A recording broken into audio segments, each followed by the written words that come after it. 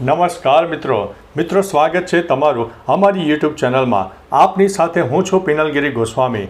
મિત્રો આજની વિડીયોમાં વાત થશે આજે તારીખ 20 માર્ચથી લઈને 31 માર્ચ સુધી ગુજરાતમાં કેવું રહેશે હવામાન, કઈ સિસ્ટમો ભારતમાં અસર કરી રહી છે જેની અસર ગુજરાતને થઈ શકે છે। પ્રથમ મિત્રો વાત કરીએ તો સિસ્ટમની।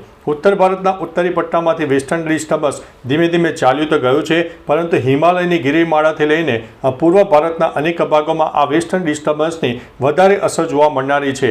આગામી 24 થી 48 કલાકમાં પૂર્વ ભારતના અનેક ભાગોમાં 1 ઇંચથી લઈને 2 ઇંચ સુધીના વરસાદ થઈ શકે છે।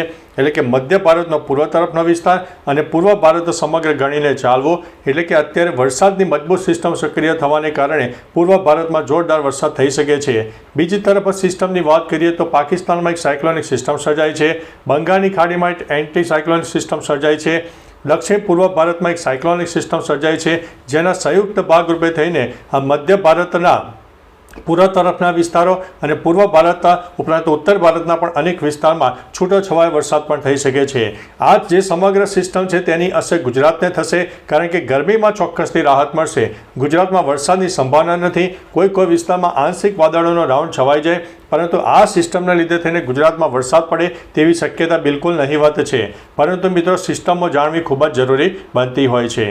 બીજી તરફ મિત્રો પવનની વાત કરીએ તો ગુજરાતમાં આજ રોજ એવરેજ પવનના પ્રમાણની વાત કરીએ તો 10થી લઈને 20-25 કિલોમીટર પ્રતિ કલાકની ઝડપે જોવા મળી શકે છે, પરંતુ આગામી 24 થી 48 કલાકમાં કચ્છ, સૌરાષ્ટ્ર અને દક્ષિણ ગુજરાતના અનેક ભાગોમાં 35 થી લઈને 40 કિલોમીટર પ્રતિ કલાકની ઝડપે પવન ફૂંકાય, જેથી અત્યારે જે પાક થઈ રહ્યો છે ખાસ કરીને કેરીના પાકને સામાન્ય નુકસાન પણ થઈ શકે છે। એટલે કે મિત્રો થોડા આપણે જાણી શકીએ કે પવનની ગતિ વધારે હોવાને કારણે ખેડૂતો માટે થોડા દુઃખના સમાચાર કહી શકાય છે। બીજી તરફ કોઈ વિસ્તારમાં આંશિક વાદળોનો રાઉન્ડ જોવા મળશે, થોડું પવન અને સામાન્ય શીત લહેરને કારણે આપણને ગરમીમાં ચોક્કસથી રાહત મળશે।